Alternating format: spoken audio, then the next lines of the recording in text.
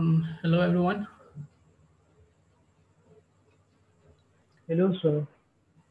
Yes, so I can see uh, Punish and Shri.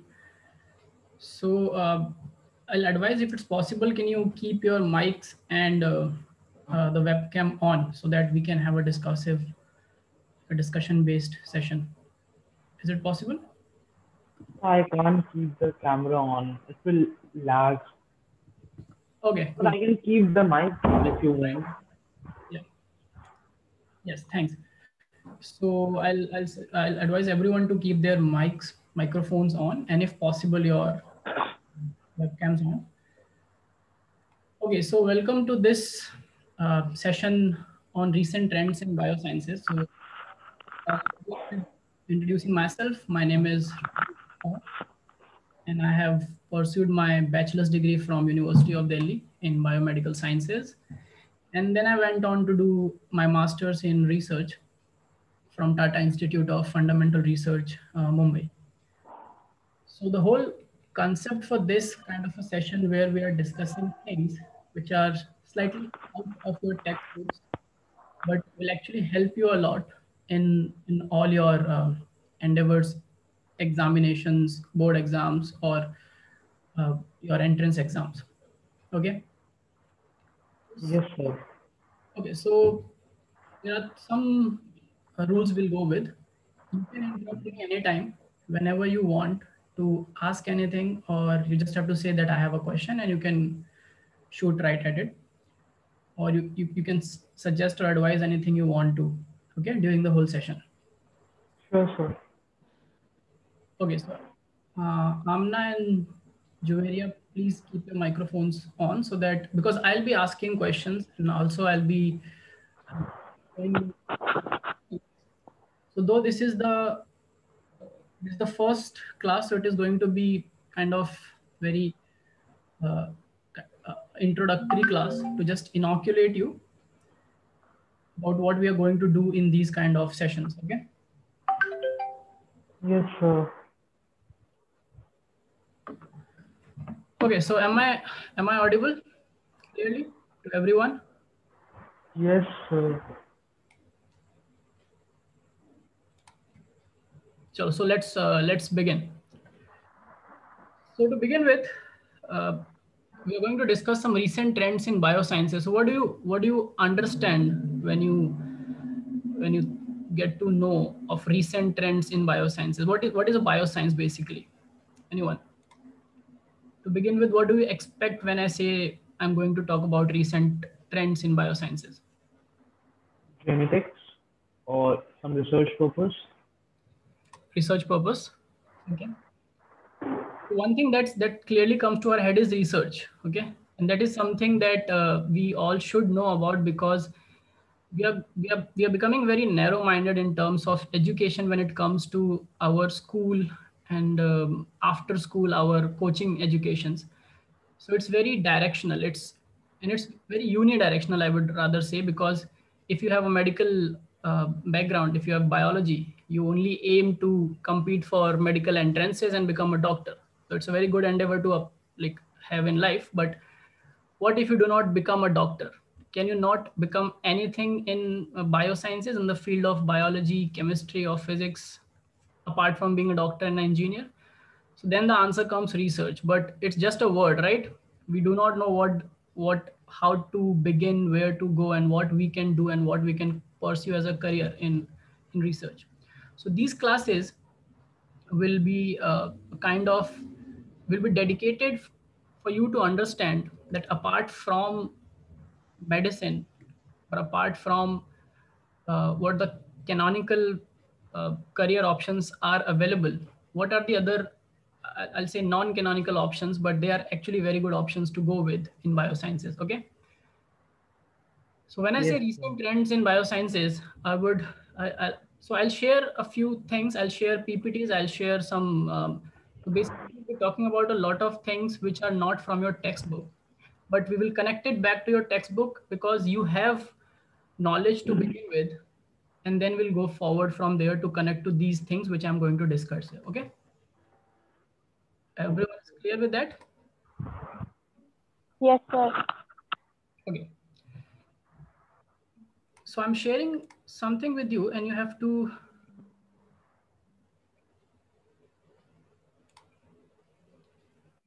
um,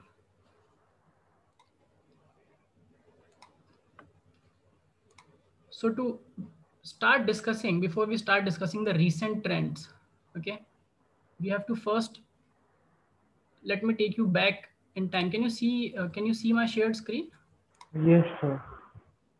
Can you see this thing that I am sharing on screen right now? Was it? Yes. What is it? So I got this picture from internet. It's from just the Google search away. It's not specifically from any site or something. And I'm not citing any paper about it. But I just like this picture in general because it tells a lot of things. So what does it tell you?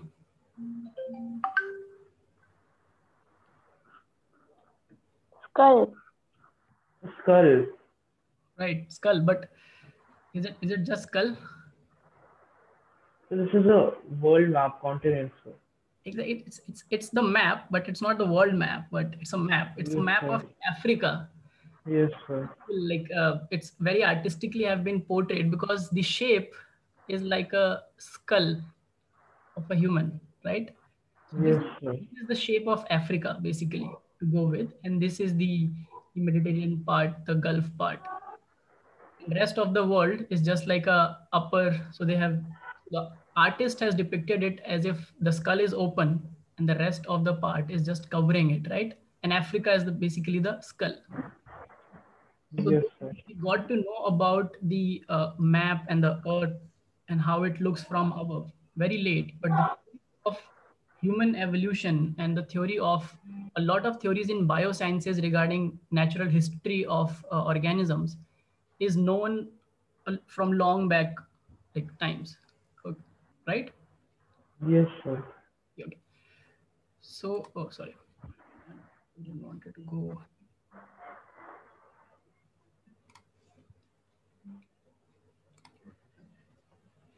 So, before starting the recent trends, let me take you back from where humans come. Like we have the evidences for evolution where it actually began. So, the map of Africa is here portrayed like a skull because it's believed due to, on the basis of evidences that we have, that the evolution of recent man, like the primates, the form we are in, it started from East Africa.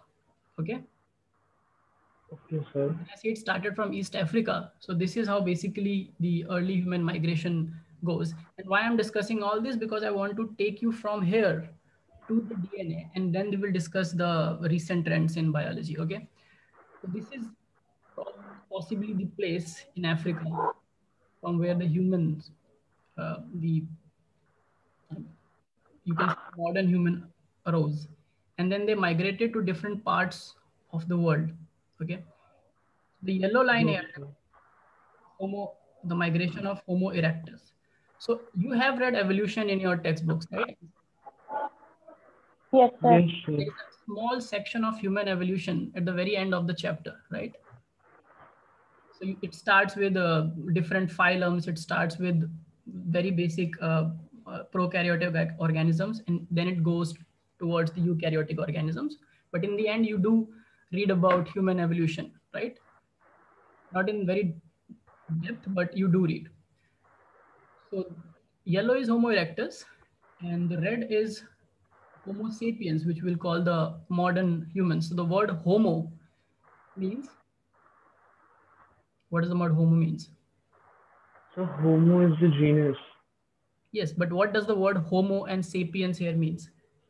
The word Homo means man, or like Yes, you sir. can say human. Okay, and the word sapien means wise. So basically, Homo sapiens were called Homo sapiens because they are wise. And when I say someone is wise, I'm talking about the intellectual capability. I'm talking about the brain, right? So we'll get to it after in some time.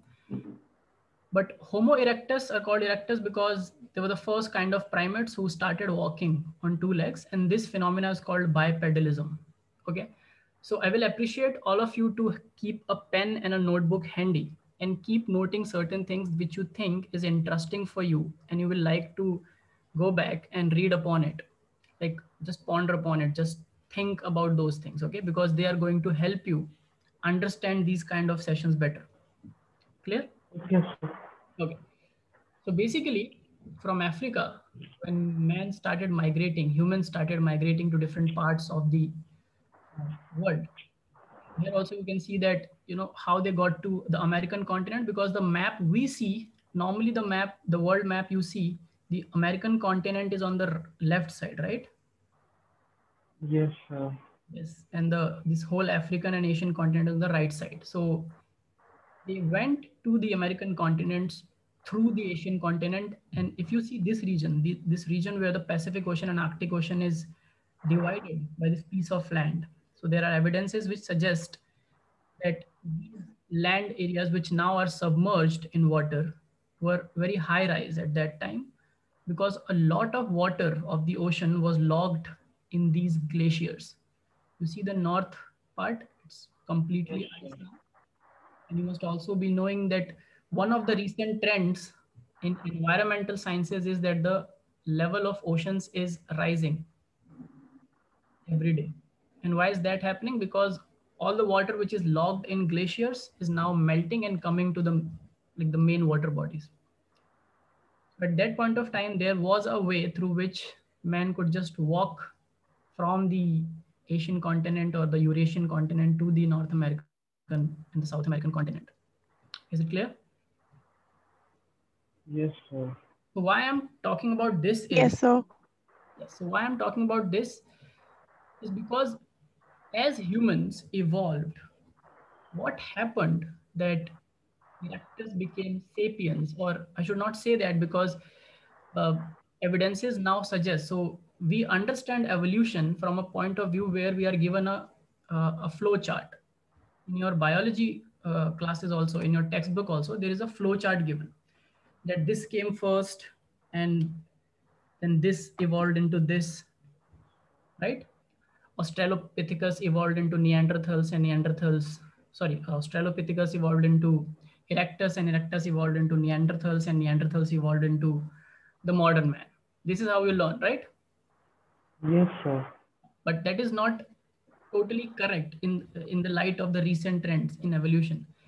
It is possible, it is said. So first question is, what changed? Anyone, what was the major change that took place in human evolution which we study, like the first thing which we study about the most? It's even in your textbooks. One thing was that we started standing erect and we started walking. What was the other thing? And as a hint, Human write on your inventions. screen. So, Human inventions, sir. Sorry, what? Human inventions. Inventions came, yes, inventions you can say. Like the discovery of fire so and the discovery of development, Stone Age. Yes, Amna. so development in the nervous system, something like that. Right, you are very close to it. We read about the cranial capacity. The cranial capacity kept on increasing, right? So this, when I say cranial capacity, I mean the size of the brain. So you were right that there was development in their neural circuitry, and what is the reason behind that? What do you think? We are given a reason in our textbook that why humans started having bigger and bigger brains. So there is one behavioral reason that human, like the ancestors of human started, because as Punish was saying, they discovered fire, and they realized that if they cook the food or the flesh they were feeding or anything that they are eating, if it is cooked, it's easy to digest, right? And if it is cooked and easy to digest, it's also that a lot of nutrient which was already like earlier not accessible, now is accessible. So you get a lot of nutrition now from your diet, which develops your overall system, including your nervous system. Okay. Sir, but Yes. cooking food kills the most of the minerals and Sorry. healthy bacteria. So cooking the food kills most of the healthy minerals and healthy bacteria. It also, so, okay, so you're right How that does it overcooking, embellish the food? yes, so overcooking the food. So when we say that nutrients are accessible to us, so if I eat a raw and if I eat a raw flesh, okay, Yes, sir. so there are a lot of things that are present and a lot of proteins which are present in that flesh, which in a raw form is difficult for me to digest properly. Like you see that cooked food is softer, right? Yes, Cooked sir. rice versus raw rice, which is easy to chew and digest. Yes, sir. Yeah, which is what is easy, I'm asking. Oh, so, And so everyone, the please, you have soft food to would be be easy. discussive. Cooked food is easy to Cooked food is digest. easy to digest, okay. And you're right that overcooking food destroys a lot of things in the food, which, Yes, but sir. anyways, in a raw form, we were not able to access it. So that is the theory. So the theory says that if you are eating cooked softer food, and this was a theory developed when we did not know about the recent trends of molecular biology, like the recent inventions in molecular biology. So we used to believe, and we still believe, and it's partially true, that eating cooked food started making human more healthy and disease free, because as you yourself mentioned, raw food or raw flesh or raw tuber or anything raw contains a lot of bacteria, right? Yes, sir. And that bacteria can also be a good bacteria for us, like it can help to flourish our gut bacteria because our gut has a lot of bacteria. It can also be a like a bad bacteria, like a pathogen. Yes, sir. So you are also getting rid of those. Okay, but one thing which also happened during this whole phase of evolution was, which people now discovered, so there are events called gene duplication events. So from one generation to another, genes are being passed on, and this you have read in heredity, evolution and heredity, right? It's one of your chapters. So what do you know about Yes, sir. inheritance? What is inheritance? When I say that a gene is inherited from one generation to another, what do I mean?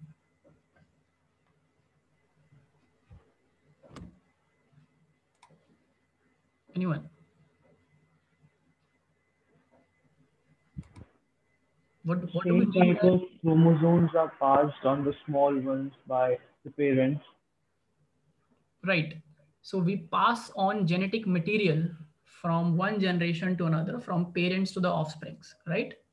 This is Yes, what sir. we say that is the inheritance of genes. So if we talk about thousands of years, which contains, many thousands of generations, over time, there have been many events in evolution in almost all organisms, that which is known as the gene duplication event, where one gene, due to a lot of other factors, and these factors I have not planned to discuss in today's class because it's kind of introductory, so you should know that something like gene duplication happens where one gene duplicates, and now there are two copies of the gene present in the organism. Is it clear to everyone? So you can write down this thing, that Yes, sir.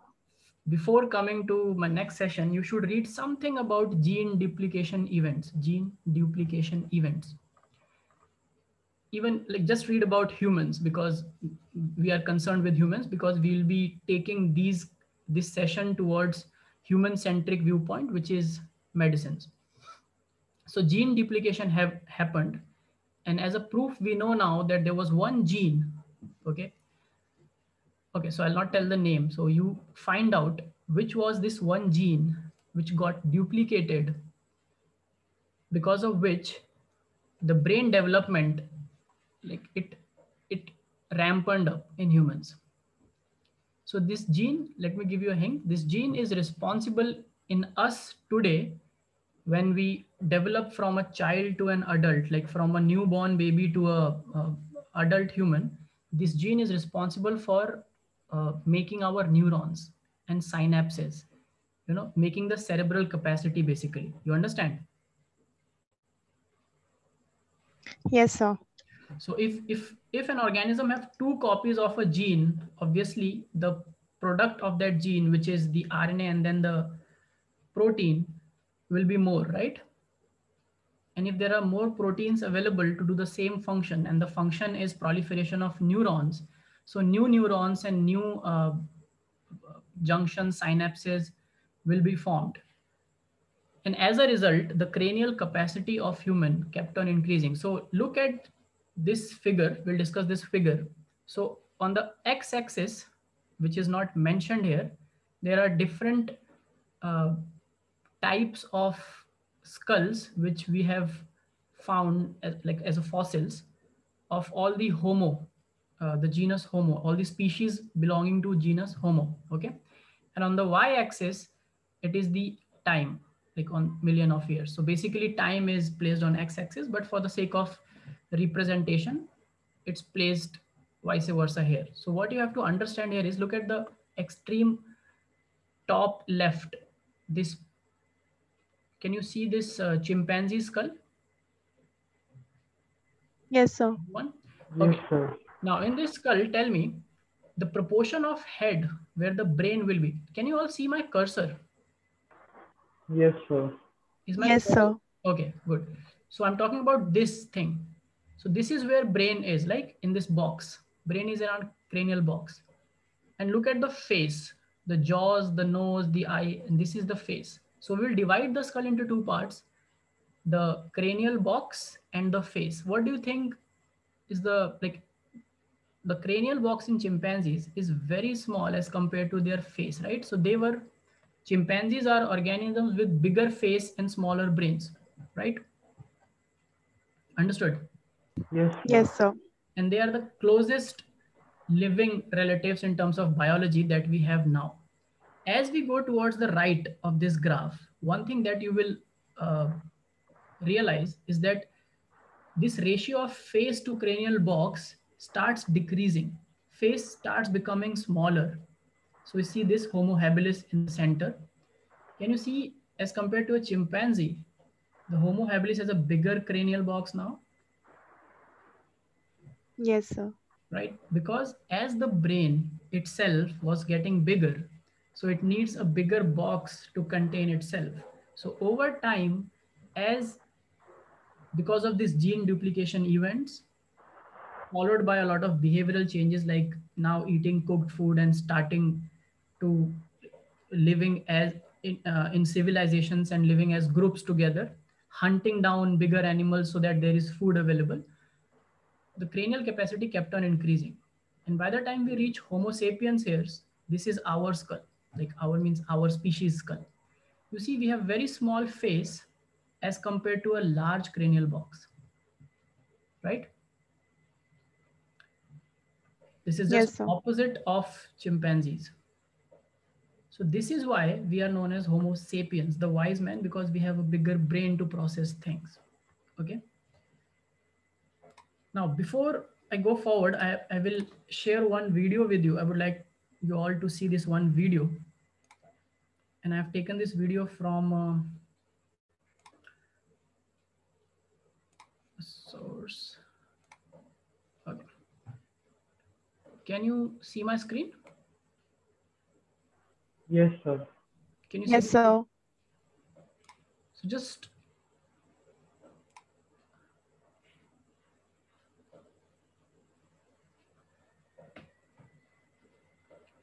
evolution involves change over time.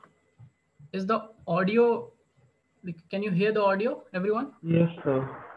Also, Yes, you can sir. see the video, Yes, right? sir. So, okay, so we'll first listen, see this 4-minute video, and then we'll continue. And I this have here 5 skulls of 5 different fossil individuals out of about 6,000 fossil individuals that are known that help document the course of human evolution. What you can see from... Okay, so I'll just pause it in between because everyone can hear me, right? See, you all can keep your Yes, sir. microphones on because I don't see any problem in that. So going from right to left, so this is the series. So these are the actual skulls that have been found during excavations, and then they have been carbon dated. So you know about carbon dating, right? Have you heard of carbon dating? for No, dating sir. any organic material? How do we do that? No, sir. No, sir. So things like carbon dating and gene duplication, we will go in details in our coming sessions, but I'll just tell you, whenever we find any organic substance, or let's say any inorganic substance also, which contains carbon. So all organic substance contains carbon, right? All our biomolecules are made up of carbons. So we can trace the date to which era they belong by a technique called carbon dating, about which I will discuss in detail in coming sessions. But you can again just go and read about carbon dating. It's not that difficult for you to understand. You will understand it. So carbon dating was the first uh, uh, like kind of tool which we figured out that we can use to trace down the age of organic as well as some inorganic materials, right? But look from right to left here.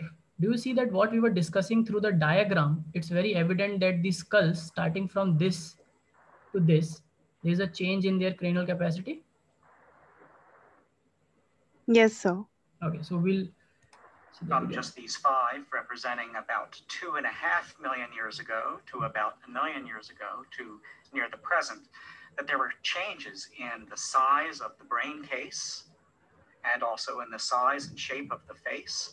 And you can see that the brain got larger over time and that the face generally got smaller over time until you get to our species, where we have the largest brain and the smallest face that's tucked in underneath the brain case. So that's very different from what we have 2.5 million years ago with a small brain case and a large sloping face. So what we see then is change over time in the physical form, in this case, brain size and the size of the face. But Okay, so this we have already discussed. Like, you all agree with this? Yes, sir. Okay.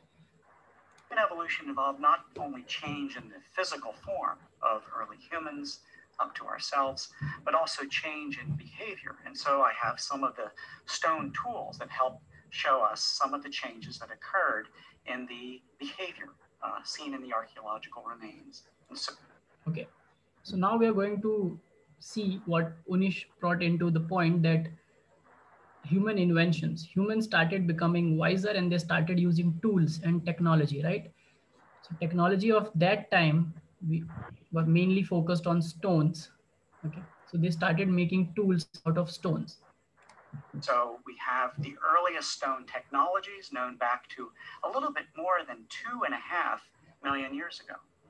The earliest technologies consisted of basically a rock, like a cobblestone like this, which was battered, and you also have the core, and the hammerstone was brought back down on this cobble, and flake scars were made, and what flew off from the cobble itself were the sharp stone flakes, which were really useful for cutting meat off of animal bones, and also maybe whittling a stick, and that stick could be used to dig in the ground for roots and tubers, or maybe even deeper into the ground for water during times when things were dry. About 1.5 million years ago, we see that the early humans were able to make really large flakes and to take those flakes and to strike them all the way around, creating a sharp edge all the way around.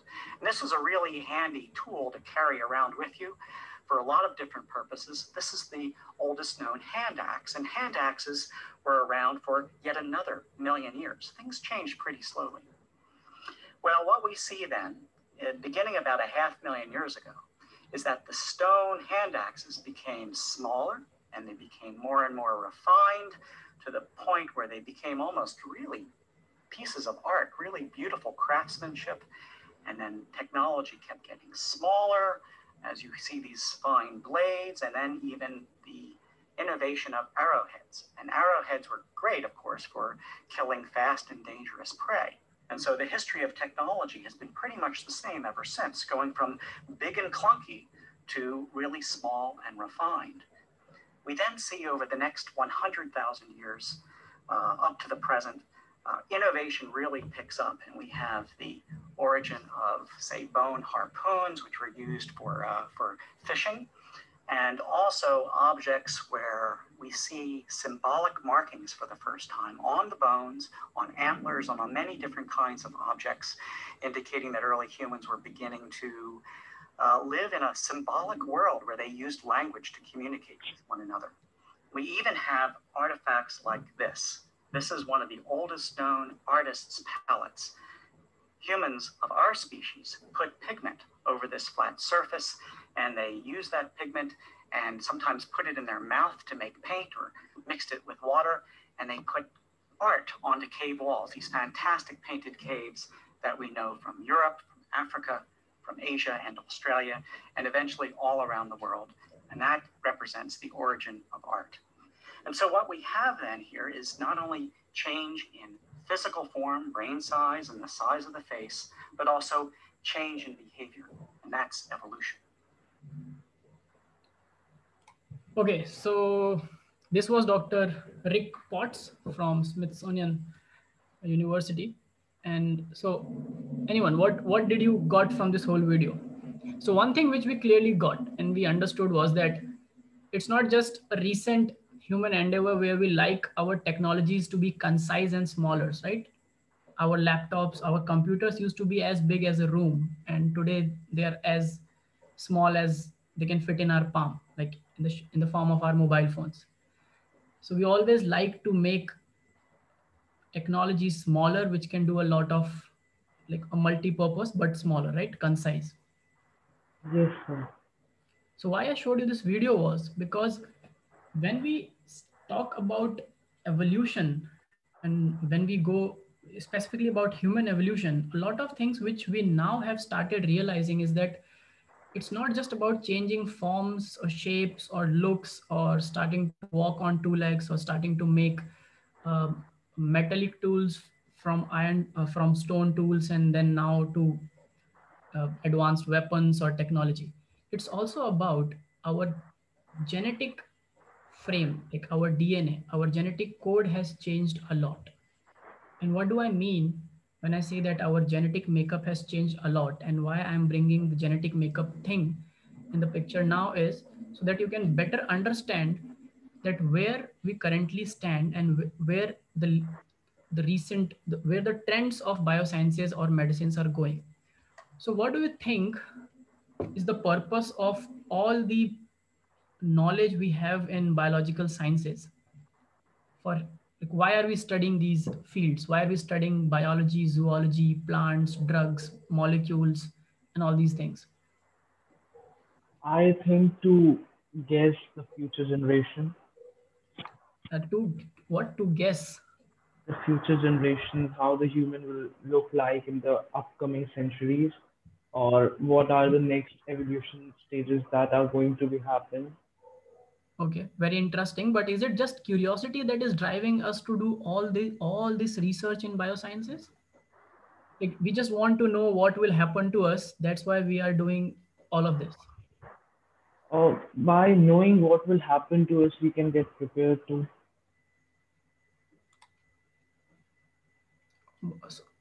Sorry, did you complete? By knowing what will happen to us? By knowing what will happen to us, we can get prepared. We can get prepared. So this is just an anticipatory preparation we are doing to save our species. Anyone else? This is what Punish believes in, and this is his viewpoint. So in these sessions, see, I already told you we are not going through a curriculum. We are not going through textbooks where I have to cover one topic after the other. We are not covering syllabus here. Basically, we are uncovering the syllabus here. So you have to discuss. I told in the beginning that these classes have to be discussive. It's not going to be a monologue from my side where I'm giving you just jargons of words packed as knowledge. Anyone else? What do you think? Why are we doing all this research? Why do we want to know about what is happening in our body, about molecules, about evolution, or anything in biosciences?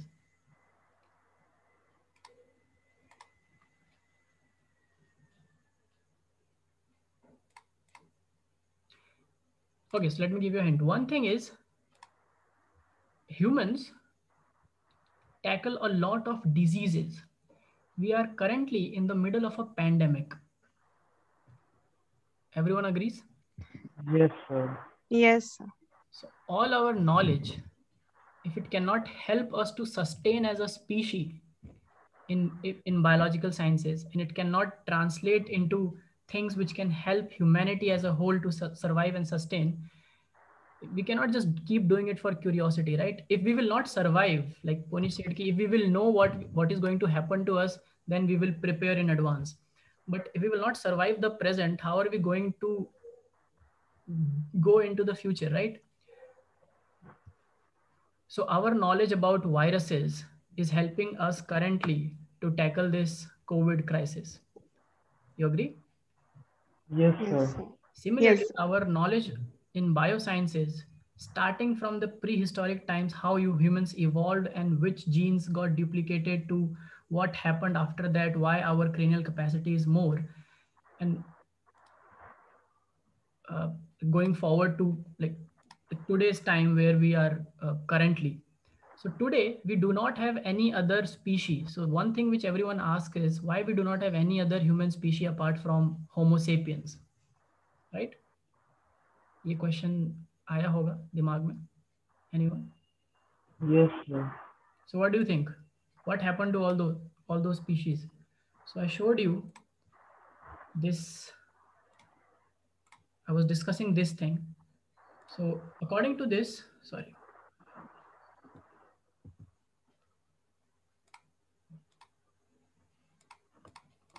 According to this uh, graph, you see, we are here at the extreme left of the time frame, Homo sapiens.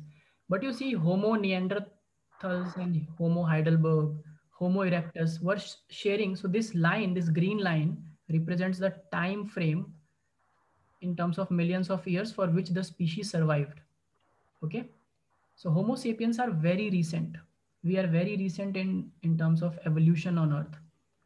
There have been many other species which has shared our time in the past. Homo erectus, especially these three. And if you can include Naledi. So what happened to these four? Sorry, sorry, sir. Sir, are you showing us the graph? Because I can't see it. Actually, you haven't shifted the screen. The screen is still that video one. Oh, okay. My bad, I'm sorry. Is it, you can see it now, right? Yes, sir. Yes, sir. Yes, this graph. So this is Homo sapiens here. Please speak up. That is why it's important. So, so this kind of platform of teaching is new to me also. So it can happen, but you have to tell me. So this is Homo sapiens. And you can see there are four other species that almost share the time with us. And they were all four or five of them were present in sometime in the past together. They were roaming the earth together. So what happened to all the four? What happened to others? Just a guess. What do you think? Because you have to think now. In these classes, you cannot just take information, write it down, and go and learn it for your exams. You're not learning anything for exam. You are learning evolution so that when you go and write evolution in exam, it becomes easier for you. So maybe those species also developed themselves and just converted into Homo sapiens. See, this is one thing where, yes. So this is what most of students tend to believe because we are taught to believe such things. But this is not what recent evolution and the recent theories of evolution believe in. It did not happen that every organism just evolved to become the best and became Homo sapiens. For that matter, I'll go back and ask you, why does chimpanzee still exists? We don't have chimpanzees right now living with us. I think Homo sapiens killed all So of we them. have. We have humans, we have chimpanzees, we have gorillas, but we do not have Homo erectus, Homo ergaster, or habilis, or Neanderthal, or Heidelbergensis. Which We killed the competition. we killed the competition. Exactly right. See, when you think, you will come to answers. What happens is because homos used to all these homo all these species coming into homo genus Homo used to share very similar kind of niches to live in. Okay. And as an evolved species, the most accepted fact is that as an evolved species, we outlived the rest. We may not have killed all of them, like Pony said. It can be one factor, but not the only factor. That when at war or strifes, we may have defeated other civilizations, but we may not have killed all of them, but we may have survived very harsh conditions and environmental stress, which they could not because of our intellectual capability. The survival of the Change. fittest. What? Yes, sir. That is Exactly, because we could make survival of the fittest, sir. exactly. Yes. So now, can you now connect these things to your textbooks? You learned the term survival of the fittest, but when I ask you why we survived and others went, you said that everyone evolved into us. No. So survival of the fittest or natural selection. You have also must have read the term natural selection. Yes, sir. You heard of the term Yes, natural sir. selection? Yes. So we just outlived them. Now, after all of this, I wanted to take you to some recent studies. So you all know that there was a project called Human Genome Project. No, sir. No? Do you know that our DNA? So you have to tell me what do you know and what you don't know, because so I just expect that so you all are in class 11th, 12th, all of you. Yes, yes, sir. So some people are Yes, not sir. speaking at all, and I can only see Amna and Punish discussing. See, if you can discuss, it will be the best thing to do. So you will be reading or you must have heard of the term natural selection, right? Yes, sir. You know, humans have a certain number of Yes, sir. chromosomes. Yes, How many sir. So chromosomes do we have? Yes, sir. 40, 44, 23 pairs. 23 pairs, right? 23 23. pairs. Which makes 46 chromosomes, but we always talk in pairs because every chromosome has two copies. Okay. One copy comes from the father and the other copy comes from the mother, Mother. right? So this is a genome map. You can see the screen, right? Can you see Yes, a sir. reference which I have shared from Nature Genetics? It's a paper. It's a research paper, and I'll tell you what it is about. So I'll be giving you references from research papers because it's recent trends we are going to discuss now. So we came through evolution, and here we are. So this is a genome study of around 900 odd African humans. Okay. Now I told you that humans started from Africa. So when they started from Africa, and if I go back, can you see this slide now, the migration slide? Yes, sir. They Yes, started sir. from Africa and they went on to different parts of the world. And then they started evolving on the way because they settled there for thousands of years or let's say lakhs of years. So you will believe that the first humans which were there in Africa, which never moved out, evolved there only, right? It's not like everyone moved out. You understand? Yes, तो सब sir. लोग अगर Africa से बाहर चले जाते Yes, तो sir. Africa खाली हो जाता है ना. अफ्रीका में बहुत लोग अभी भी रहते हैं. जी, sir. So a fraction must have moved out, but there must have been individuals of the species that stayed in Africa. So Yes, we tend to Yes, sir. we used to believe कुछ वक्त पहले तक that their genome. So why I talked about Human Genome Project is that in 1990 you write this thing, note this thing down, Human Genome Project, and try to find about it. It has a simple Wikipedia page also, and that's more than enough to know about what was it. So it was a very ambitious project where we wanted to know the sequence of the whole human genome, all the 46 chromosomes. Okay. So you know the basic structure of a DNA? no, sir. So, but I have seen the books. So so DNA, first of all, you have to also note down that you have to read about DNA. All this thing is going to obviously help you in your like chapters in the textbook, but it's slightly ahead of it. That so DNA, all our DNAs have four kind of bases. It's called A for adenine. You must have heard of these four alphabets: A, T, G, C. Yes, sir. A for adenine, T for thymine, G for guanine, and C for cytosine.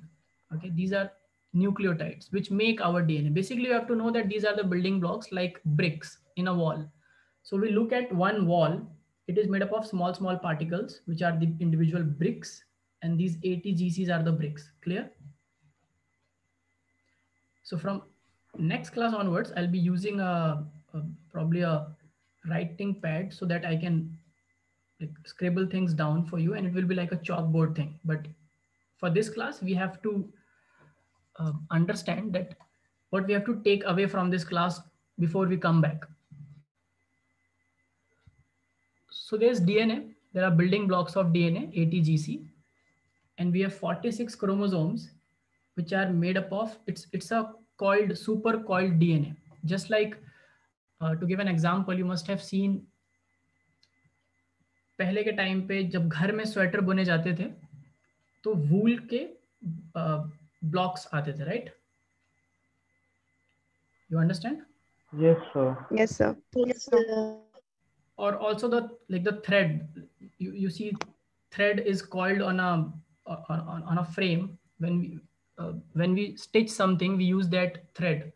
So that one thread reel consists of a very long thread, right? But it's packed in a very small size and shape because it's coiled together. So this is how chromosomes are formed. So these individual chromosomes you see here, which is just a diagrammatic representation. So this one chromosome is made up of DNA super coiled together. Okay. So in 1990,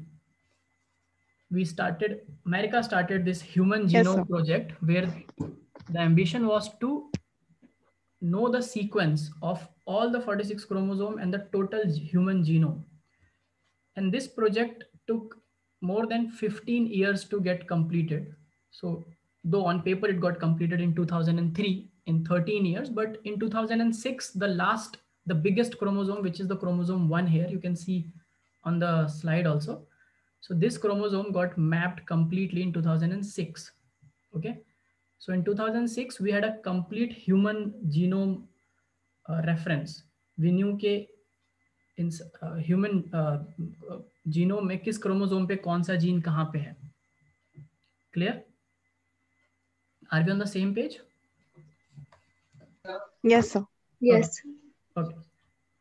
So before this project started, there was a lot of study, and people used to believe humans are the most complex organisms. You will agree?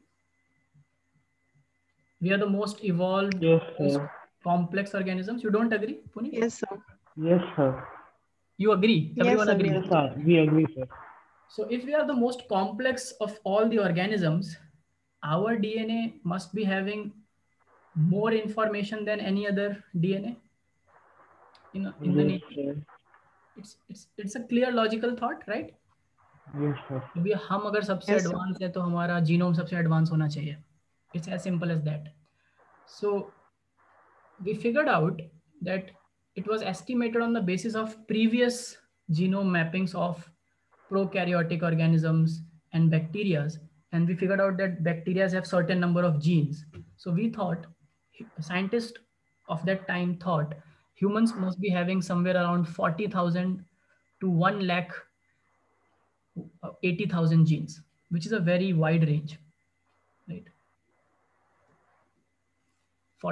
Like we must be having a lot of genes, let's say 40,000 to somewhere around close to 2 lakh genes. But when this whole genome business happened, taking 16 long years, we realized that humans only have somewhere around 25 to 28,000 genes. Okay. Now, this was a sheer disappointment from the perspective of evolution, because we are the most evolved species according to the studies and according to us ourselves. We have only put ourselves as the most evolved.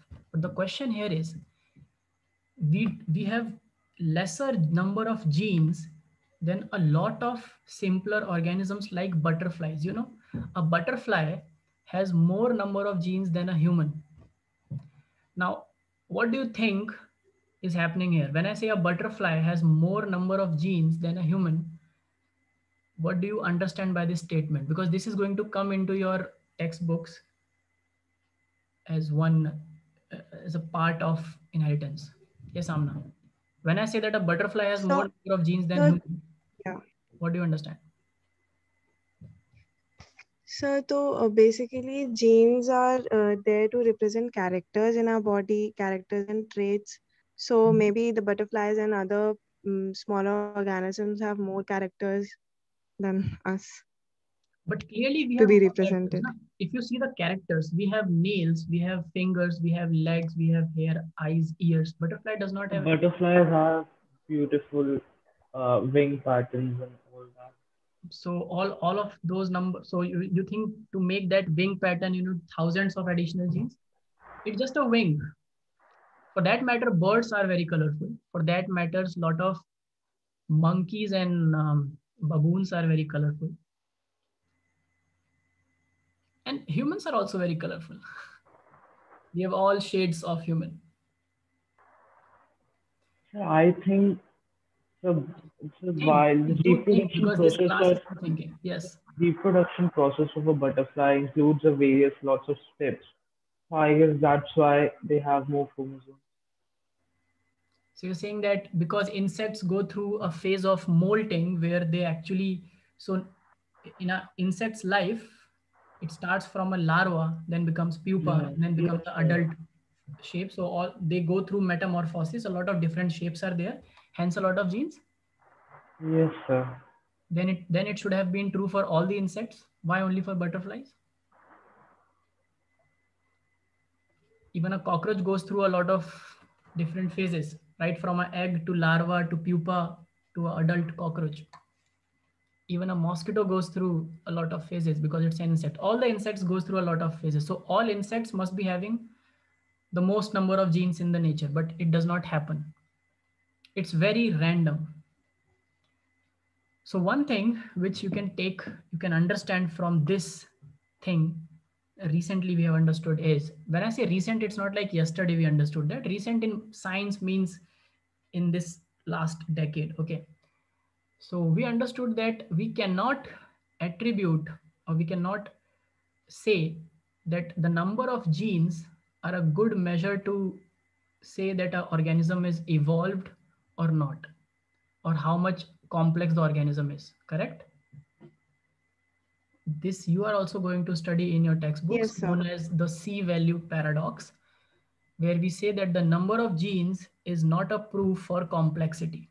We having less number of genes still biologically and biophysiologically are more complex than butterflies, because we have a lot of molecular mechanisms that butterflies do not have. Also, they have a lot of things which we do not have. That is what makes us human and them butterflies. But the number of genes does not relate to the complexity. The one thing which we understood. Clear? But Yes, now, sir. why I'm showing you Yes, this sir. graph is, so we realized recently that humans, or the ancestors of humans who migrated from Africa to other regions, and in between that evolutionary stage, there was a stage called Homo neanderthals. You remember? I can go back and show you this thing, Homo neanderthals. You remember this? Yes, Yes, sir. sir. So they shared a significant time in history with humans. This green line represents the time frame for which we existed. So Neanderthals were there with Homo sapiens. Somehow we outlived them. There are many theories of this, but what we are going to discuss about is the genetic makeup. Recently, so these Neanderthals, where would they have been evolved? Outside Africa, clearly, because they were not Neanderthals when they were in Africa. They were somewhere, Yes, sir. here, somewhere here, Australopithecus or Homo habilis, when they moved out of Africa. Then they became Erectus and Neanderthals outside Africa. So outside Africa, they must have evolved. So people used to believe that Africans will not have any trace of Neanderthals genome, like gene pool, because outside Africa, a lot of species were living together and they were, you know, mating with each other and they were producing offspring. So all their genes were getting transferred in mixtures because one copy comes from the mother and the other copies comes from father. So suppose the mother belongs to Homo neanderthal and the father belongs to Homo sapien, the early Homo sapiens, or the Homo heidelbergensis, then the new progeny will have a mixed genome, right? Yes, sir. Yes, sir. Okay. Now, so we believe that Africans will not have any trace of Neanderthals genome, but recent studies, means like in last 2-3 years, papers have come out and they have shown. So all these extra lines which you see in every chromosome, you see these lines, red is for exon. So what is exon, mRNA? I'll talk about this later, but you see that there are a lot of genes which comes from Neanderthals which are present in African population. Now, what does this tell you? Faster, faster. Now you have learned a lot, so you can discuss. So you have to answer quickly so that I can move to the next thing. We will extend this class, like it's already been 1 hour, but we'll extend for the next 10-15 minutes so that we can inoculate what we are going to study in the next session. So can you please repeat the question? The question is, what must have happened? Africans now have been shown to have Neanderthals genome, like 2 to 3% of the genome in the African genome that has been mapped comes from Neanderthals. So what must have happened? They already had moved out of Africa. There's only one possibility that can happen. It's very logical. Think. They moved back. Exactly, they moved back. So when we say that humans migrated, we got to know because of the genomes that it was not unidirectional. Because if it was unidirectional, Neanderthals would have, and their DNA would have never been, seen in the genome of Africans, the current Africans. But during that time when Neanderthals were alive and living with Homo sapiens in this time frame, they roamed the earth in all directions and they went back to Africa, and hence Africans do have a Neanderthal genome. Is it clear? Yes, sir. Yes, sir. So now coming to genome, studying our DNA is very important because not only it tells us about the past, but also about the future.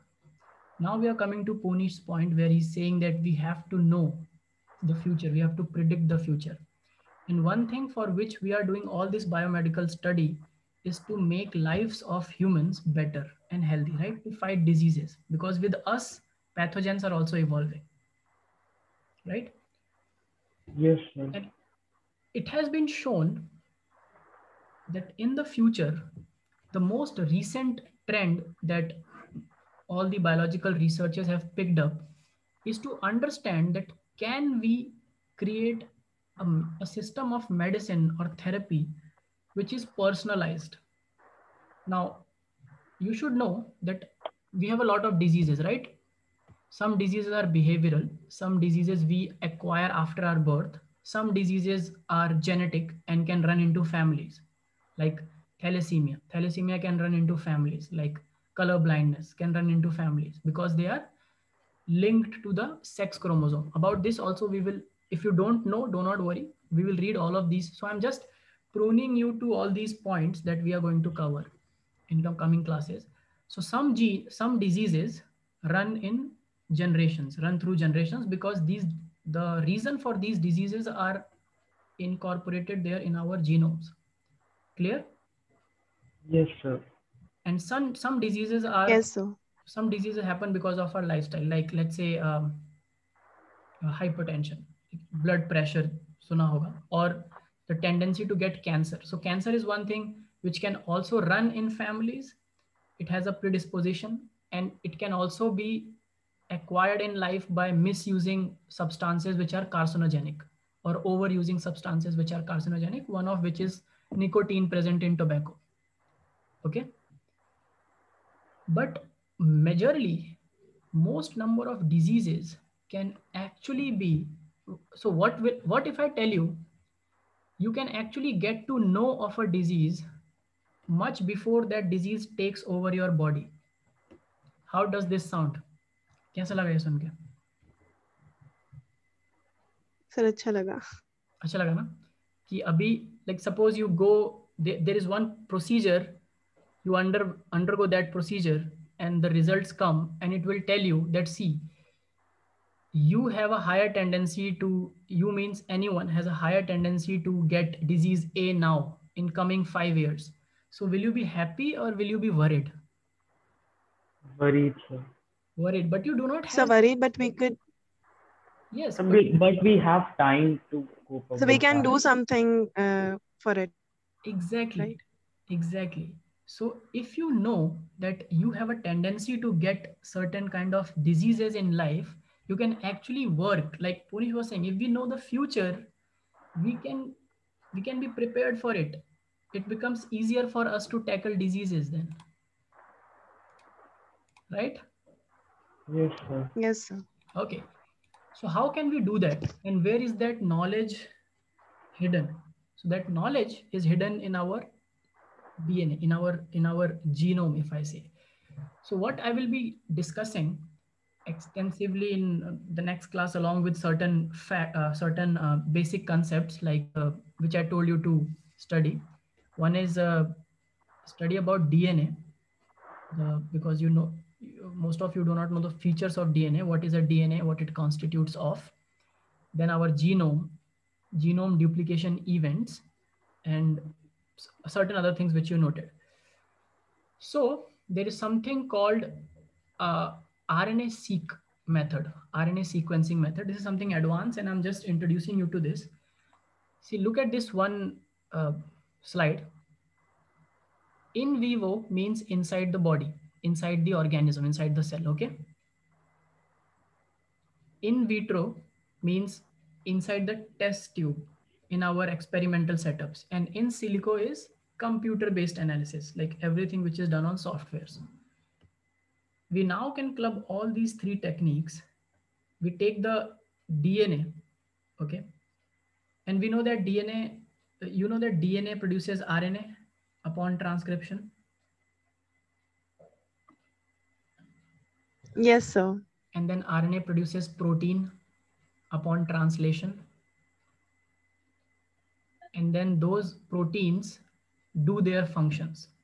But there are certain sequences in our DNA which translates and give mRNA, and certain kind of mRNAs. There are a lot of different kinds of mRNAs, which again we will study in detail, but you can just go and check what are the different kind of mRNAs. So there is one kind of DNA to begin with in our cells, in any one organism's cell. And then out of that DNA, there can be multiple type of mRNAs formed. Okay? Or sorry, RNA is formed. One is mRNA, which is messenger RNA. So if we can get to know, and certain mRNAs act as a marker for certain kind of physiological conditions. You understand? Let's say if there is a marker A, which starts increasing in your body, in your cells, then 1 year down the line or 2 year down the line, you are more susceptible to get a kidney problem. You understand? Or your Yes, sir. liver might malfunction. So before every disease happens or every disorder happens, it does not happen in a day. Cancer doesn't happen in a day. Like on today, I did not have cancer, and tomorrow I wake up and I have cancer. ऐसा नहीं होता. But these factors we could not know. When we are healthy, we can never come to know when a disease is approaching. But because of this technique, where we can actually figure out the amount and quantity of certain markers of certain diseases in the form of their mRNAs or microRNAs. So we can take that DNA here in vivo we can take the mRNA, we can fragment it, and then we do the so reverse transcription is something जो अभी नहीं पता होगा. So I'll tell you, just the way we make an RNA from a DNA, we know that in nature, you know what viruses do? Viruses can make a DNA from a RNA. It's called reverse transcription. Reverse transcription, yes, sir. Okay, and this is why viruses are very tricky to handle, because they send their RNA in our cells. Those RNA can create a DNA copy of itself using reverse transcription machinery, and that DNA goes and it gets incorporated in our DNA. So our body does not know that when we are doing normal replication, normal replication and transcription, we are also producing the virus's protein and RNA. So this is why viruses are very problematic, because of this reverse transcription thing. So we use that tool, we do reverse transcription, and from this fragmented RNA, we make cDNA. We call it complementary DNA.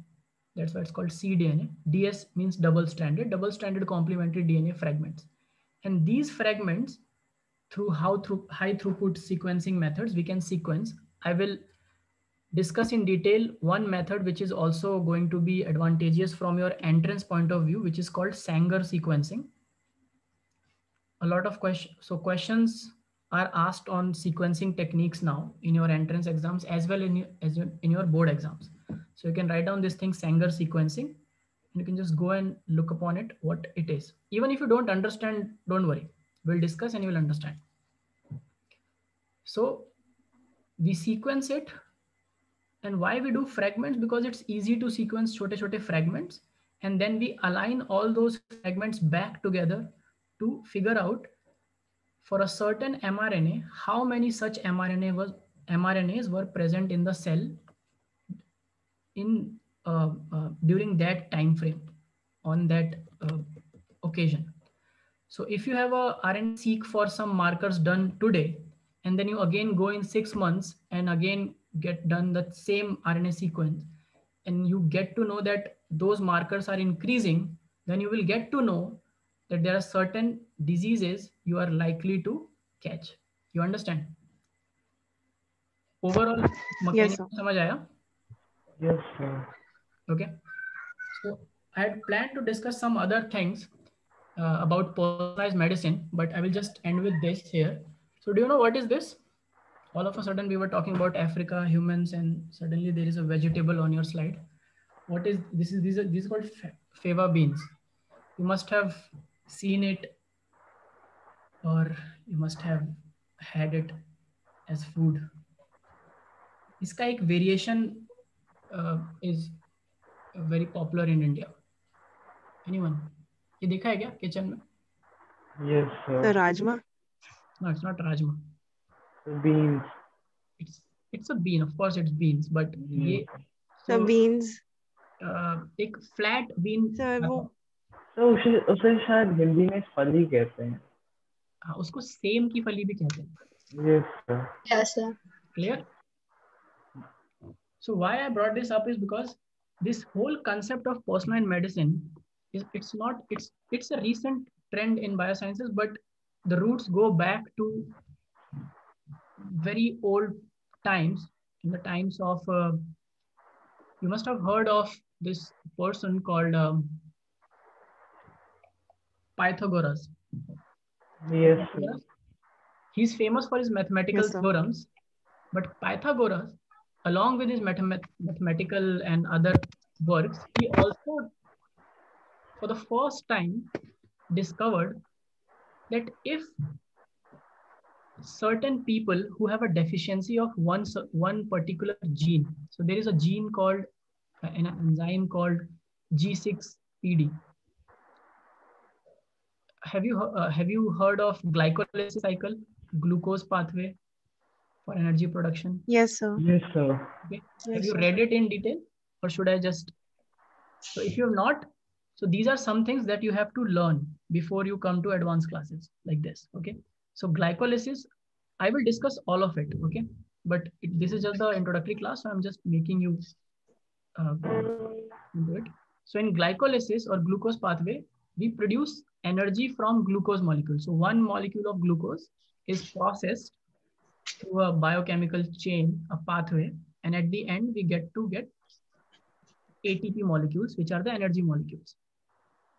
Okay. Yes, sir. Yes, sir. Right. So Pythagoras observed that certain people, after eating this particular bean, they used to die because of a problem called hemolytic anemia. Now, hemolytic anemia is where all your red blood cells burst.